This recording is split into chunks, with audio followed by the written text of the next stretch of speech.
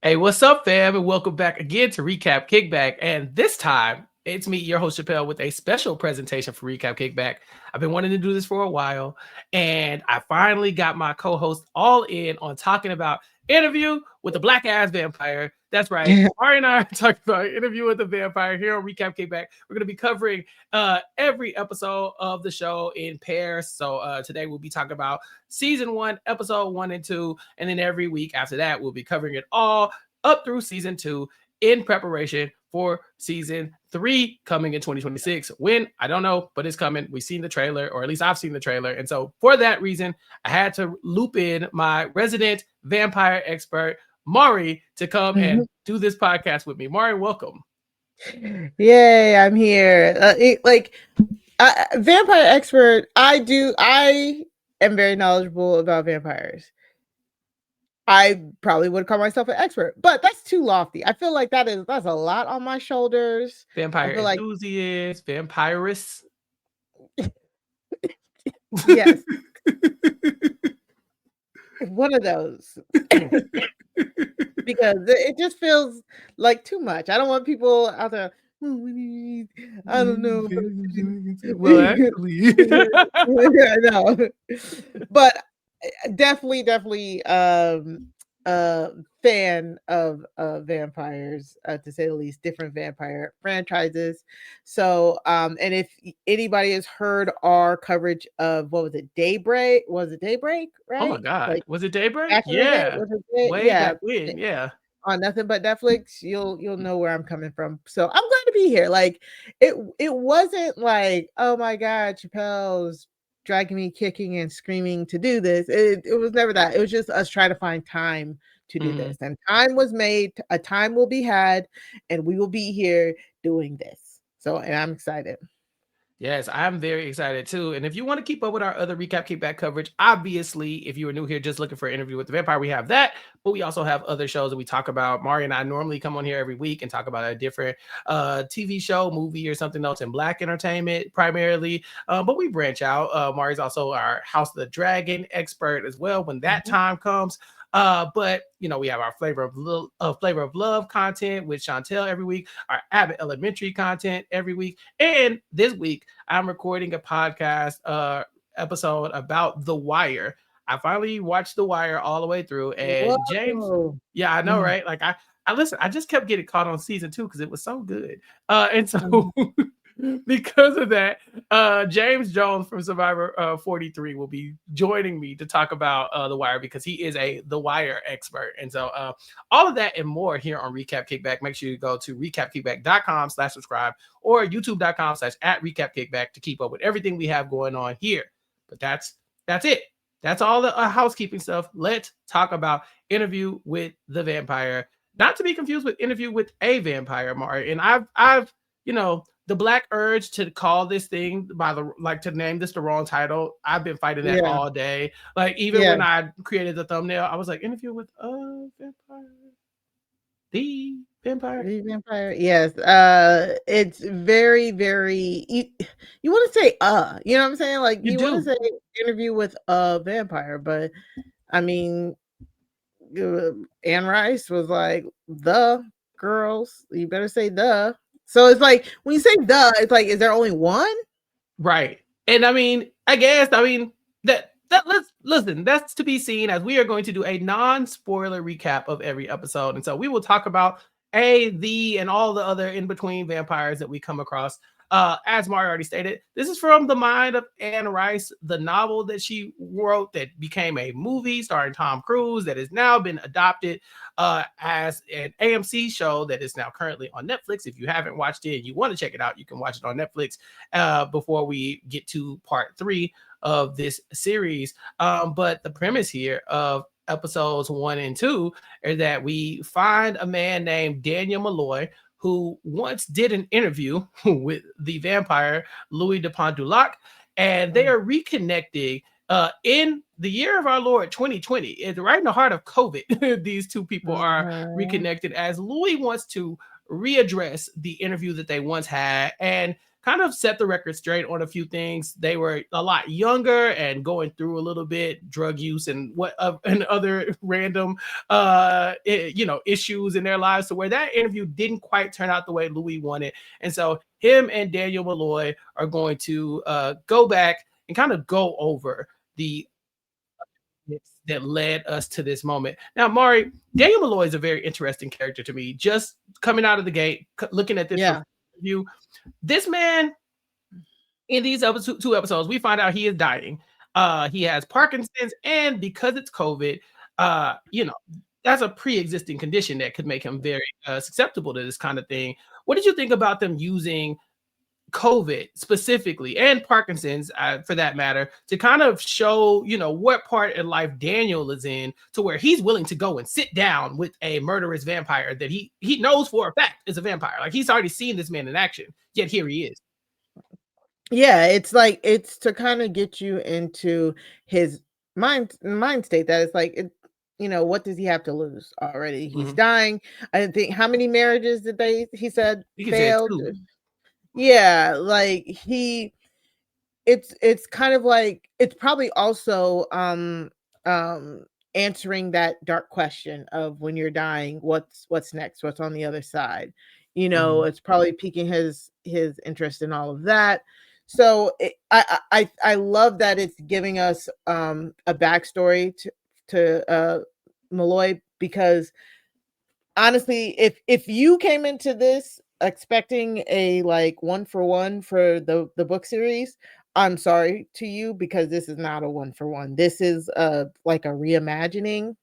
And the book, the titular interviewee of the vampire, like, we barely know anything about them. It's just the vehicle to hear Dulap,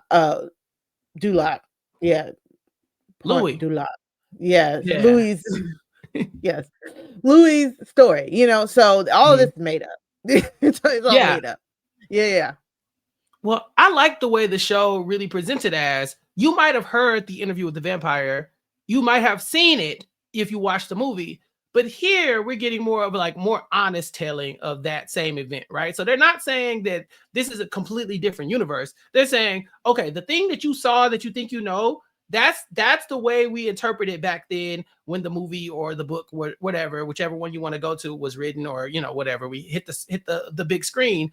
But now Louis is able to look at this through a 2020 lens and be like, all right, I was tripping back then. Let me give you some more information. Now, the question is, throughout, how much of this information is going to be contradictory to the stuff that he told Daniel way back when they first met, when they did the original interview. And so Daniel's question, of course, starts with, Louis, tell me about how you died. And we go back to the early 1900s in New Orleans, of all places. Which, Mari, I was very excited. New Orleans is one of my places. But when we were in New Orleans most recently, we actually came across where they were filming Interview with the Vampire. And that also kind of sparked a little bit more interest for me to want to watch this, because I was like, all right, well, I've seen it up close.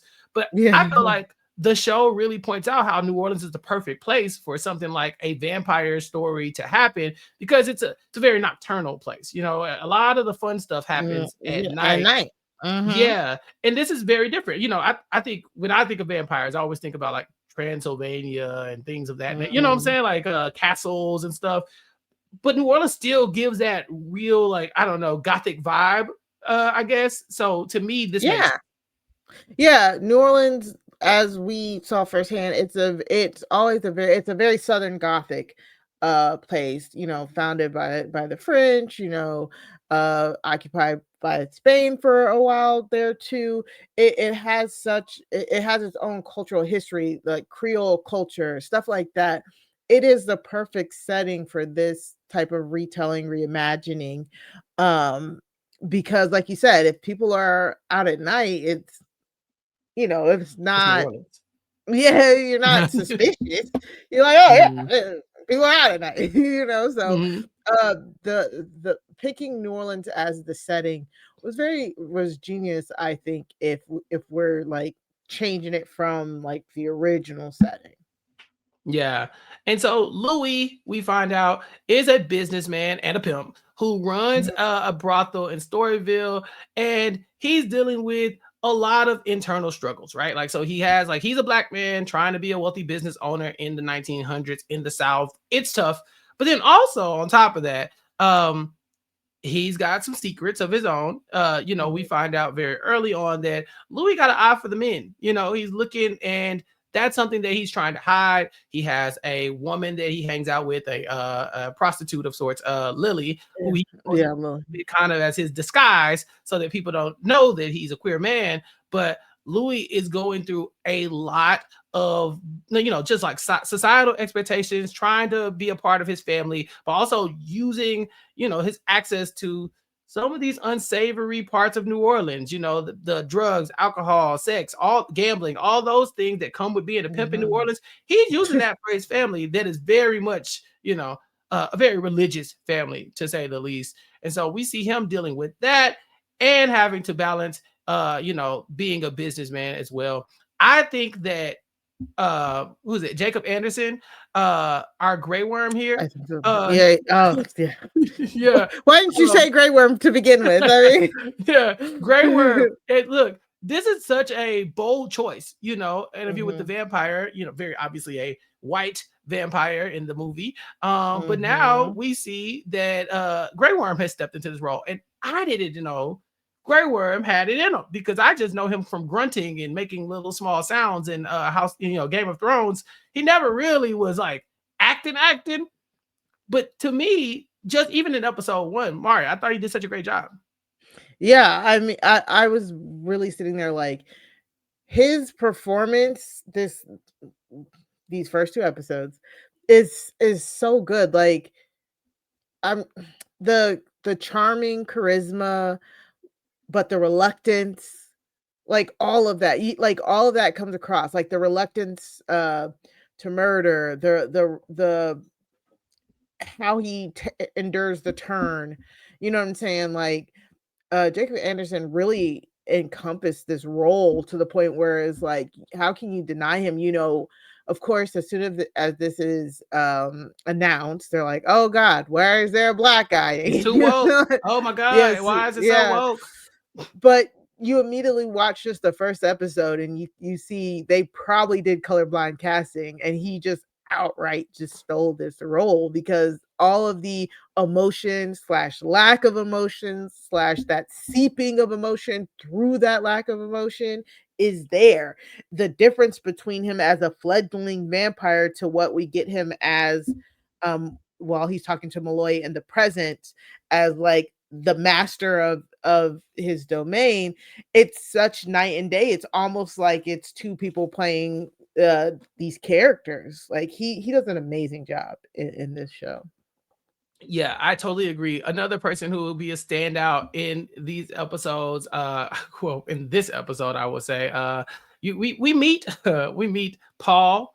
Paul is his brother, played by Stephen G. Norfleet of Beauty and Black, one of our favorite shows to cover here on Recap. Hey, Charles. Yeah, hey, Charles. Charles, when he pops up on the screen, I flinch because I think of Beauty and Black, but he is one of the religious characters in here that's really trying to, kind of like be the moral compass for somebody like Louis. They say like, nah, this is bad. You're going to hell. Your soul's gonna be at risk for all the shicey stuff you do. Paul a little crazy, just a little bit. Yeah, but can we still say a little touched? Is that still? Can we still say? Yeah, I don't know. Like, listen, Paul had been spent a lot of days and a lot of years, I think, in a hospital, a mental hospital of sorts. He has a mental disability, I will say, or we really don't know what it is, but we are led to believe that Paul's not all. He's hearing things. He's hearing things. He's talking to birds. It's that religious psychosis type deal. And then Lestat doesn't help when he comes around. No. And so with Paul, we get like, the family also wanting to really pull Louis into, normalcy. We get his sister Grace, who is getting married, his mom, who is looking down upon all the things that he does, but still accepting of him to an extent, until we cross paths with the Vampire Lestat. Now, I saw that there was casting drama around Sam Reed as Lestat at first as well. Really? Yeah, because people were like, Why? "Who's this guy?" And I think that they were just not. I mean, like he had to follow in the sets of who Tom Cruise in the original, and so I think that like they were just kind of like, "Can this guy do it? Can he be the new Tom Cruise?" And within 2 episodes, like very easily, I can like I don't have any issue with this casting at all. I think he's doing a great job. Again, whoever casts this deserves a reward. Like, I don't understand why people you want unknowns and stuff like this. Like, okay, Tom Cruise, right? You played Lestat. It's always Tom Cruise playing Tom Cruise, just with long hair. I don't care. Like, I love it when unknowns step into, especially with big roles like this. Like the Vampire Lestat is a big role. It's a well-known literature like role. So to have somebody who doesn't have a name behind them, it makes it even easier for them to disappear into the character. That's my personal opinion when it comes to casting, especially when we're casting stuff for like books and stuff like that. Speaking of Tom Cruise, he's like I'm about to go on a Tom Cruise rant because he's Do like it. the number one. He's the number one person that like they cast him as Jack Reacher. I was like, how? Why? Jack Reacher is like 6'2" and blonde and buff, and Mr. 5'8" over here is just doing the same things he does in Mission Impossible. It's like, no, you casting unknowns to do these really well-known characters, I think should be like a standard, to be quite honest. Especially if you already have the IP that's supposed to pull in the people, you shouldn't need to rely on a big name. You could have big name supporting characters, but I Mm. really don't feel like you should automatically go to the big names um for IP that's highly visible already. Yeah, and it's not like Sam Reed is complete unknown, but he definitely like you said, they just look for like Tom Cruise is Tom Right. Cruise, like that's like a Mhm. level in a different stratosphere. I thought that just even in episodes 1 and 2, this dude is doing a bang up job. I He's really so appreciated him. good. So good, My so God. good. Yeah. So he meets Louis one night at the function. Mhm. He's and Louis is um Louis in a space of wealth. He's in a space of opulence in the French Quarter because he is a successful businessman in a way that raises some eyebrows for someone like Lestat. He's like, how you get in here? Why they let your black ass in here? Like basically. And Mhm. at first, it's kind of off-putting to Louis, you can tell, but then very quickly we see that Louis is drawn to Lestat. Now, Mari, as the vampire expert, I felt like some of it is like, hey, he's attracted to this man. He's French. He's Mhm. very, he's very wealthy. He's very smooth.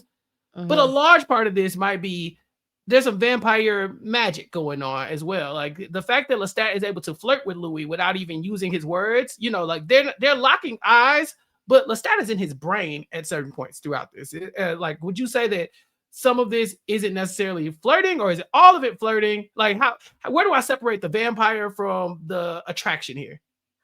Well, I think at one point in episode 1, if I remember correctly, like Lestat says something to the effect of like vampires have a glamour. It's a power called glamour. Basically, it's like if you're using glamour on somebody, you look the most appealing and attractive to them, and then you can get them to do whatever you want. I think Lestat says that he never used that on Louis, um, and I think it's I think it's I think Lestat thinks that it's just plain old flirtation. He is using his powers, aka talking to Louis in his mind to flirt with him, but Lestat says he didn't use any overt magic with Louis, so he says. Um, and from Louis' point of view, who's like, a closeted queer man, this guy who walks off, like you said, the boat from France, you know, has a different understanding of how to treat people who are a Creole Negro, how they say it here. Like, that he doesn't have the same hangups as the Americans do. And just to be as gorgeous as Lestat is, it's not far fetched that they fall into a flirtation. I mean, Yeah. they look at both of them. I mean, It's like two attractive people saw each other and were like, "Oh my god, I'm so exactly. shocked." You know, Yeah. but yeah, he's in his brain.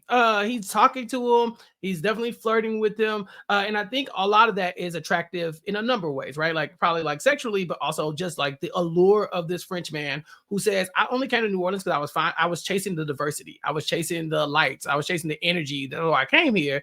And that's the life that Louis lives. And so he's welcoming him into his life in a way. And they end up going off and bonding for a couple weeks. I think they become friendly at least, very quickly. But it was just like you could tell there were moments where Louis pushing back against this, right? Because for one, he don't know this man, but two, I think he's at first he's fighting a lot of these queer desires that he might be having. He knows how bad he would look to the people around him if he were to succumb to this.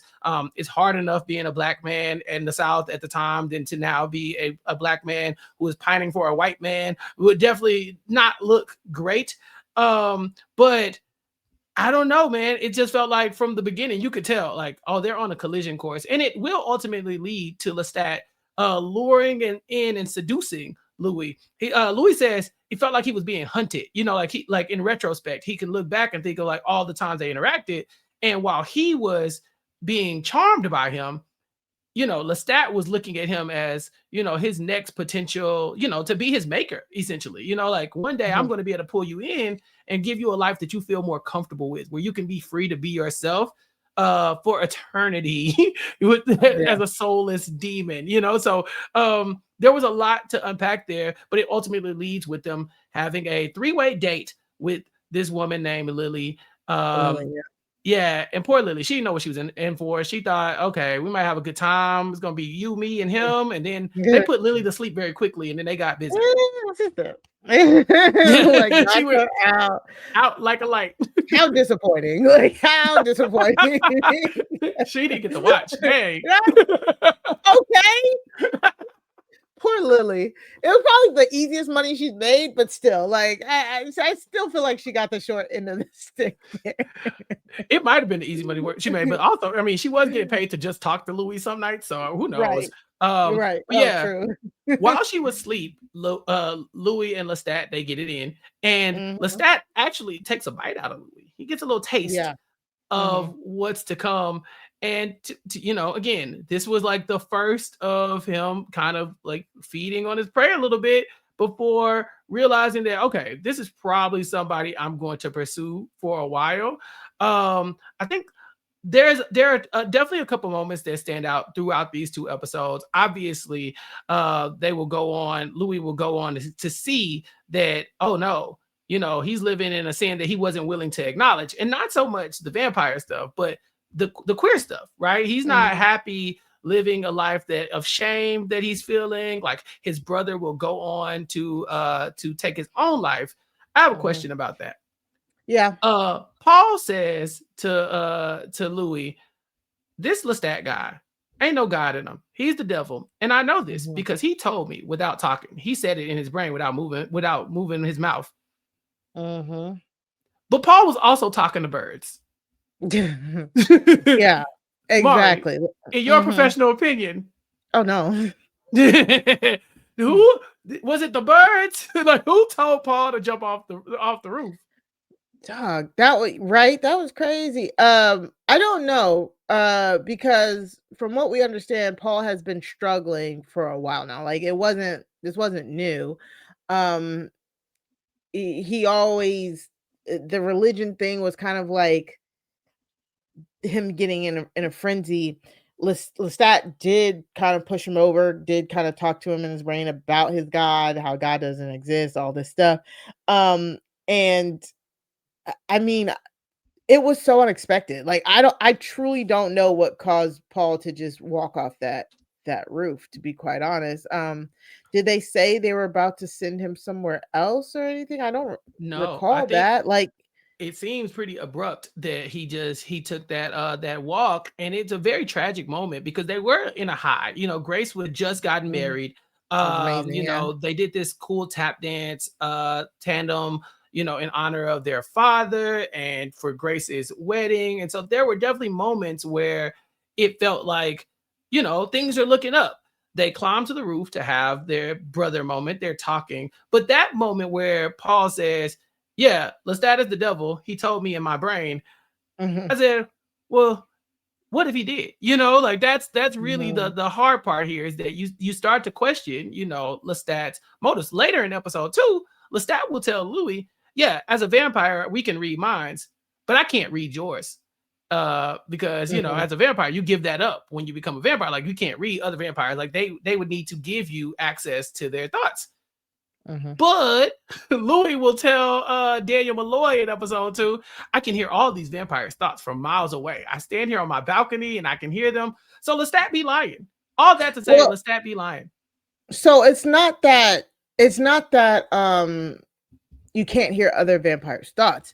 It's you give up that when you're the sword is sang. So Lestat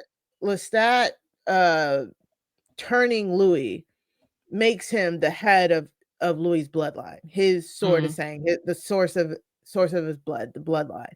So when you become the fledgling under a master vampire, that's when it's like, okay, I can't willfully read your mind like I used to.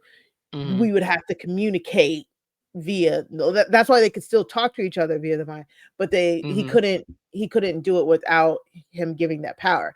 And when Louis says he can stand on the balcony and hear it, he's accessing those vampires' mind, which they're free flowing. They're projecting it to other vampires. That's how I took it, because the other vampires are trying to come together to do whatever they're doing. So they're signaling across the world. All Louis has to do is tap into that signal, because it's not like it's a sacred signal. They're trying to broadcast to all of the vampires. That's how I took it, at least. Yeah. Okay. So, and yeah. So that'll be clear a little bit later on. Okay. Yeah. So basically, they end up having a funeral for Paul. And during this funeral, Louis is approached by Lestat, and Lestat cannot get out of Louis's brain. Like, Louis can't focus on the funeral. He can't focus on what's going around. He can't even grieve because Lestat is not allowing it. He's calling out for him to the point where Louis finds out that Miss Lily, the woman that they had their threesome with, was found dead under the docks. And so it's starting to occur to him, like, hey, Lestat is the guy out here killing people. I think there was rumors that there was like some type of disease that was going around, a sickness that was going around. The sickness is Lestat. So Louis runs to church to go to confessional to repent as a drunk, a liar, a person who does drugs and alcohol. And the last thing he really confesses is that he's laid down with a man. He's laid down with the devil, and he begs to be helped, and he begs for death. Now, he doesn't get death. Well, not exactly, Mari. At this point, Lestat will come in and murder, I think, 2 priests. Yeah. He murders one priest. Another priest sees him, so he murders that guy. Right. I was like, I didn't know if that was a priest. The second guy was like a priest or like a man of the cloth. Yeah. Like listen, a deacon. I don't know. Louis watched both of those men torn apart. Yeah. In that moment, you probably think Louis is either next or Louis about to try to get up out of there. But Louis makes a very curious decision. He says, Lestat offers him the opportunity to become a vampire just like him. And Louis says yes. He decides to give the nod to let Lestat change him. And we will see Louis become the fledgling of Lestat in this moment. Now, we obviously know this is an interview with the vampire. We know that Louis is a vampire. But what did you think about his decision here to decide to have eternal life as a vampire? Like, it was basically Lestat's full court press, right? So what we know eventually is that Lestat is wandering the world. He's a vampire. He's been alive for centuries. And he's looking just for something. He comes to New Orleans to look for something new, and Lestat finds Louis. And I do think that for Lestat, very quickly he falls in love with Louis. Louis is the person he wants to spend the next few centuries together.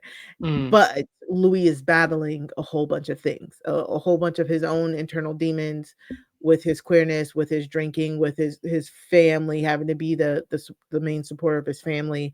And I think it's once Lestat, because once Paul dies and all that, that's when Louis is trying to pull away from Lestat, and that's when Lestat is doing this full court press. Louis is at his wits' end. He is in dire straits. The death of Paul makes him want to die. And Lestat refuses. Lestat is he says Lestat in the sanctuary where they're at. Lestat just makes this case to him as to why he should turn. Now, this part, if we were to find out later that Lestat may have used some glamour on this part, I wouldn't be surprised. But technically, you are like when you're making a vampire, depending on which vampire rules you're going with in different universes, like you can't use magic to compel somebody to want to be turned as a vampire, but it just depends. It Yeah. just depends on the different rules. So I just think Lestat here just makes Louis an offer he can't refuse, because at this point Louis is he just wants it to be done. He just wants it over. He says he wants to die. He just wants it over. Right. And the thing is, like, for someone who wants to die, death is right there. But instead, Lestat really does paint a picture that is more attractive to death, honestly. He says, Mhm. your whole life you had to conform to all of society. And I can see the sadness in your eyes. I can see the Mhm. sorrow that you have. And instead of giving you death, I can swap this life of shame for a dark gift and for power that cannot be explained. Throughout these 2 episodes, we will see Louis dealing with the struggles of being a racial minority, but also being a queer man, and the things that he has to, like the situation where he had to humble himself to get by in life, the Mhm. things that he has to keep secret. And Lestat is saying, I'm offering you light in the darkness. You know what I'm saying? You can be Mhm. whoever you want to be now forever, as opposed to, either dying right now or living your life in shame and in secret. And so after telling him that he loved them and that that they can build a life together, Louis does give that okay. And yeah, he changes him. Now, the changing was very interesting. Mark, I know you've probably seen very, different vampire rules over the years. Was Mhm. it True Blood where you had to like drain somebody and bury them for the night and then they wake up the next day a Oh my vampire? god, I totally forgot about that. Yeah, True That's Blood see, was it so was different. much, man. Yeah. But this is what I'm more used to, like, uh, draining the person, not to death, but just it's like you're taking their blood to replace your blood with it again. Mm-hmm. The maker, as the sword is saying, the source of the blood. So when he drains Louis to a point, and then he gives Louis his arm, as it's almost like a blood exchange, as Louis drinks from Lestat. And it is now Lestat's blood that is coursing through Louis' veins. It is Lestat's blood that causes the change. This is pretty typical of vampire lore. Like, and that's why the person normally has to have some sort of willingness to want to become the vampire, because they have to drink Mm-hmm. from the maker. Yeah. So we get Louis the vampire, and Louis the vampire has a lot of cravings. We see this often in vampire lore. From what I can tell, is that the babies be the Mhm. most vicious ones, Mari. Yes, the baby vampires are the most baby vampires, and baby lycanthropes, werewolves are the most vicious ones. They can't control themselves, they can't control their urges. And Louis actually does pretty decent for being what's called a fledgling vampire. Yeah. So Lestat takes him and tries to teach him the ropes. But look, to me, this relationship, I want to track how toxic this relationship is between this, Oh, because it is very. definitively toxic, right? But there are definitely moments where I'm like, I don't trust either one of these men, and so I'm definitely like tapped in a little bit more whenever they say or do something that seems a little off. So Hmm. Louis will deal with this, this transformation. Lestat like compares it to like you're gonna feel like you're dying because you basically are, and Mhm. he gives him the rules of what it is to be a vampire. We live off of blood, but we live off the blood of the living, not the deceased. He also Mhm. emphasizes cleanliness and proper disposal of the bodies. The whole time, Louis he probably couldn't care less because he's hungry, he is starving, and he's also Mhm. high as a kite off of vampire blood. Like that's a thing we haven't really talked Mhm. about, is that this man Yes. is loopy. while this happened. He's being driven by like these animalistic need to feed on the people. I thought it was really cool when Lestat is kind of looking at the people. I guess I say cool is cool is a very dark way of putting this, but him talking about the people as if they're food. Like, oh yeah, look at that couple. They like aged nicely. You know, like I can smell the. Yeah, I was like, all right, this is them people. You know, but Yeah. he kind of learns the gist of everything he needs to know in order to be a vampire and to hunt. Because we will see his first kill is this tractor salesman. Do you remember the encounter that they end up having with this man? I mean, other than like him, like, why are you going to two men's house in the middle of the night to sell them tractors, sir? Stop it. Stop it. See, I I don't thought he believe was trying to you. get busy with them. I thought that's what was going on. Cause like, why are you in the people's house? And because as soon as he walked through the door, he's like, hey, gentlemen, Yeah, remember, we're only here to sell remember. tractors. I'm like, are Just we? for It's 4 in the tractor. morning. What? Right. Huh? Yeah, Louis was very attracted to the man who was making a big display and getting all the attention. But Lestat tells him like, no, you gotta go for the loners, the people who are by themselves, basically the people who are Yeah. begging to be victims, and not the victim blame, but why you at the people's house at 4 a.m. in the morning talking about tractor I'm supplies? just saying. Yeah, and again, the point of New Orleans being a very transient city, the police force is questionable, just it just goes to lend towards the setting. And again, a tractor salesman from who's hundreds of miles away from home, who's now in my foyer at 4 Right. a.m. Yeah. You Yeah, did. you did. You kind of asked for it. So they feed on this man, and then the post blood clarity kind of kicks in on Louis, and he looks disgusted. Okay, he like Exactly ugh. that. Is Like, that what I did? exactly. Did I do that? Ew, Yeah. that's nasty. I can't believe it. Like, he like, I'm going home. This is not for me. I'm through. Lestat conveniently leaves out that you cannot go outside because the sun is up. Right. Like, You can't Lestat trust them. You can't trust. You can't trust them. Lestat definitely didn't tell him all of the fine print.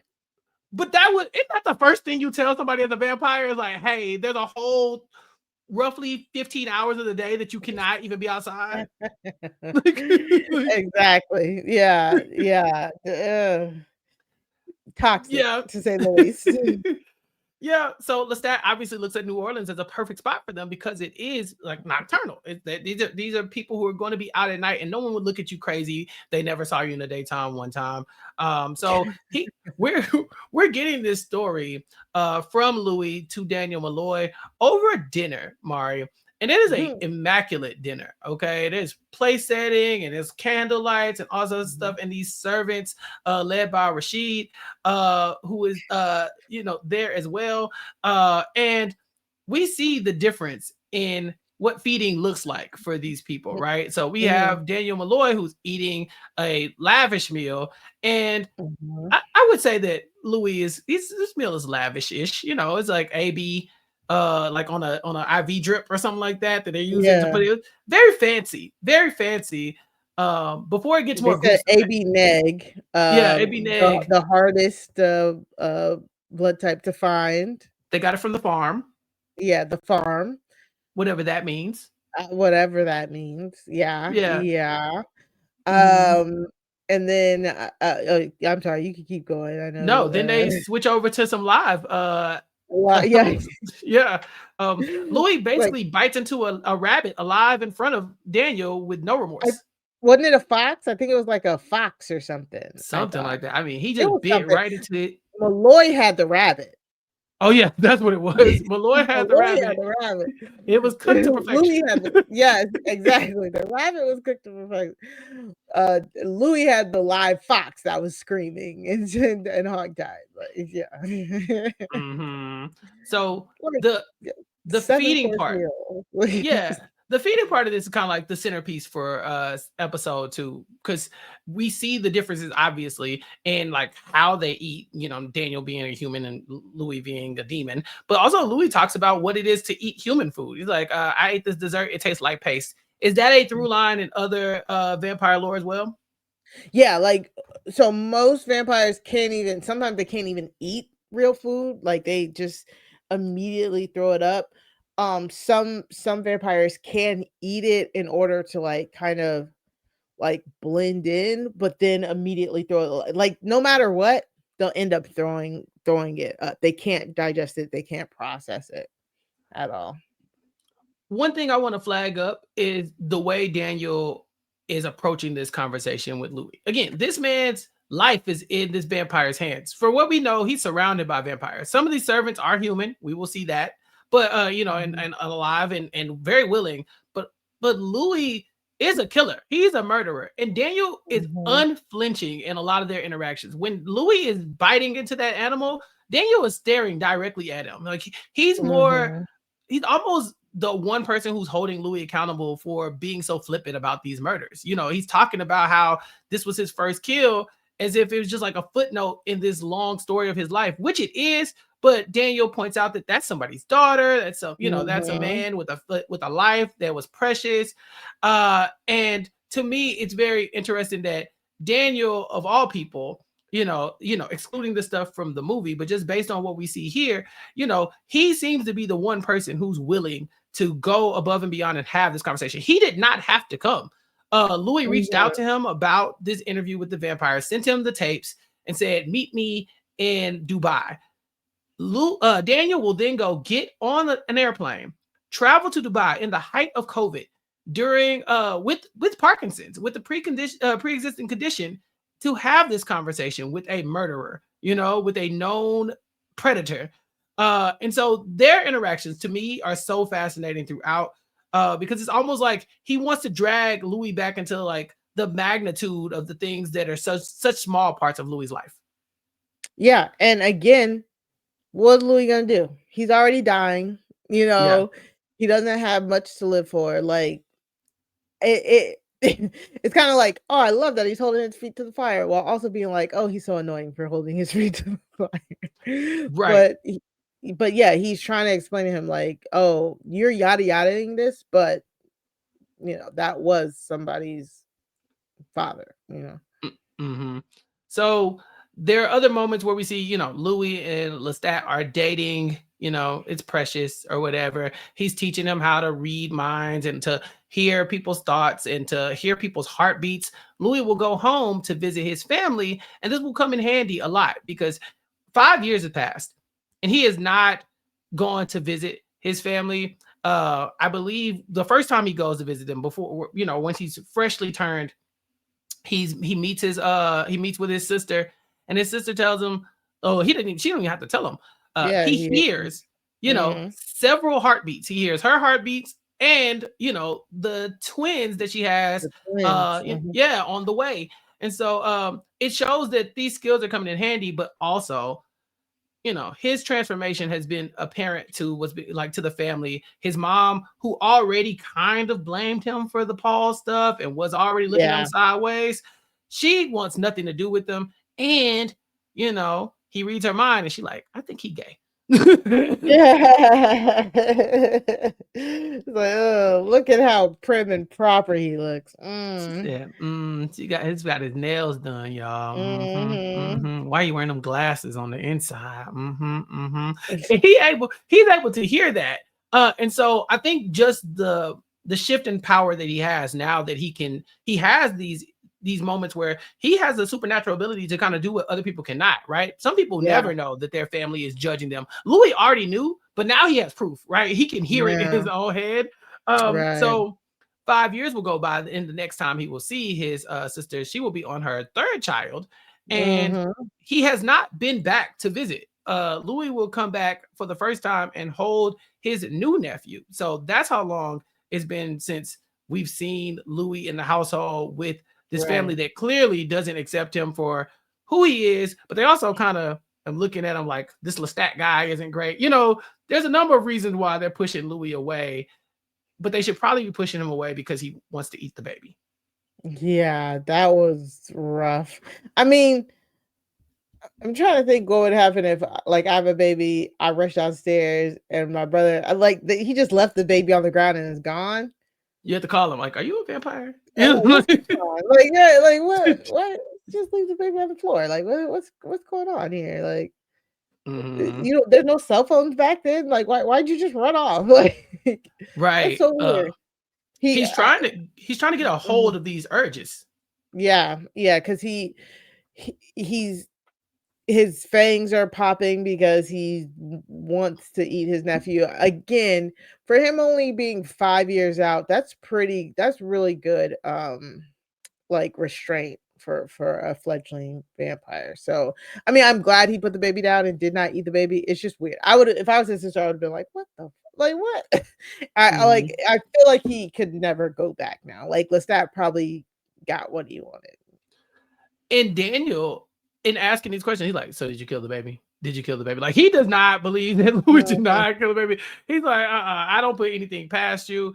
There's another moment that happened before that 5 year jump that we see where Louis ends up having this really interesting moment with a man he was doing business with. He's trying to accrue this Yes, the location. Yeah, Esquire, I believe. yeah.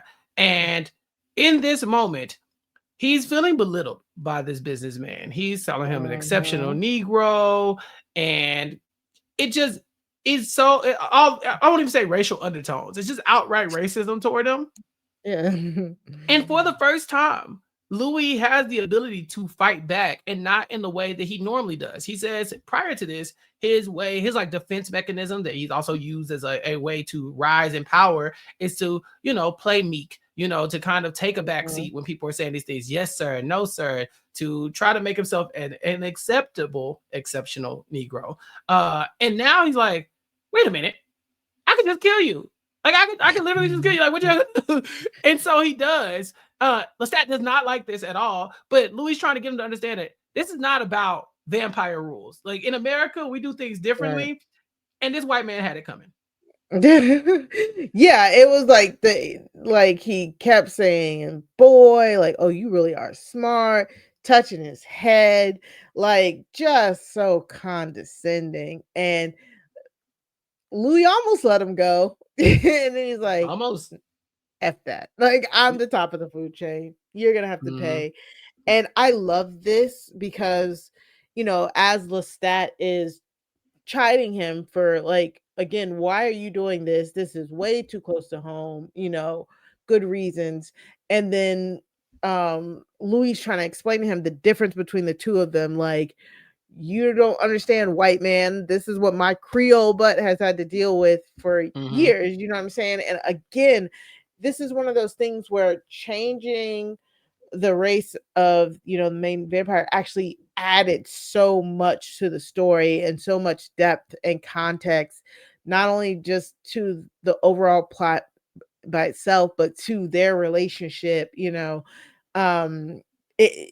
It's just so good. It just adds another layer. And Lestat is like, oh, he's French, and he's like, oh, okay. It's almost like he basically says, here we go. Here We we playing go. the race Playing card. the race. It's always I'm a black man in Yeah. America. Da, da, da, da, da. Uh, I Louis making points though. Like he's like, Yeah, hey, lots of points. he's like, you have never experienced this type of oppression. White French man from that is a vampire and has been for hundreds of years. Like you don't know this life. Uh, and I mean, even on top of that, I think there's even some question about when it comes to Louis, he's like, I'm an openly like in this relationship, he's a queer man. He's like, but Lestat, what are Mhm. you? He's like, bisexual or something or like that. He's like, you can pass Right. basically in a way that I cannot. You Exactly. know, and so there are a lot of ways that the relationship has some tensions, and I like it. I think that like you said, it adds another layer to what could be a pretty like straightforward relationship. Now there are like more social issues that they have to navigate as a couple, especially in the 1900s. But yeah, after that 5 year jump, we also learn a little bit more about Louis. He stopped killing, or at least he wants in the book that he stopped killing. He's like, make sure you tell everybody, I ain't killed nobody since 2000, roughly. And we find out about some of the other vampires. There are a ton of them all over the world, laying in the wings, ready to increase their numbers. And Daniel asked a good question. I hadn't actually thought about it, but he says, Mhm. "You think COVID has something to do with them like coming out in droves now, trying to like with that? I guess would that propel them to try to do more killing because they can, hide it under the mask of like, oh, there's a pandemic, people just dying, people just People be just dying. disappearing. Yeah, I thought yeah. that was a great question for Malloy to ask.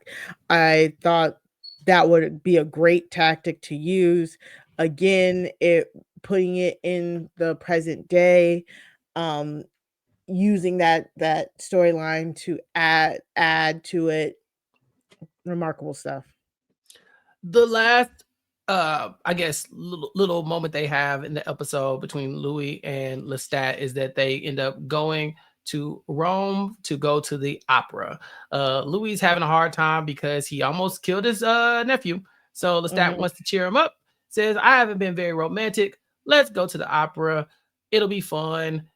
Now, back then in these early 1900s, Lestat says there's probably like 100, 101 vampires around that time. We know that number increases based off of what Louis just told Daniel Malloy. But these two in particular are about to go into the public and view an opera in their normal situation. So what they do is that Lestat and Louis cannot be seen as an interracial relationship just yet. They still look weird. So he has to pose as his driver and then secretly sneak into, basically sit down as a part of, I guess, while the opera is going and watch it, like in secret. Now, everything was going just fine until the tenor in the opera started missing the notes. And we see that Lestat, who to this point has been pretty level-headed. We haven't seen a lot of crazy moments. If anything, Louis probably coming off like the more high-headed one in the way that he murdered that guy. Lestat definitely has an angry side, and it comes in the form of this man is singing poorly, and I can't stand it. And so they will lure this man to their home, and I don't really know how they did this, how they lured him to their hotel, because they got him there, and then Lestat made him sing and almost like hazed him into getting the notes right until he decided to kill him. Yeah. This is they didn't go to Rome. They couldn't get there because of all the logistics. Rome came to them. This was a traveling opera production, and if anybody watches, traveling Broadway productions versus actual Broadway productions, sometimes there might just be one person that's not doing what they're supposed to do. And yeah, they went to that after party, persuaded him to come back. To be quite honest, I thought this was funny, but I'm just horrible. But Lestat trying to force this man. He's like, up here, the nose right. This is the note. Listen to me. me.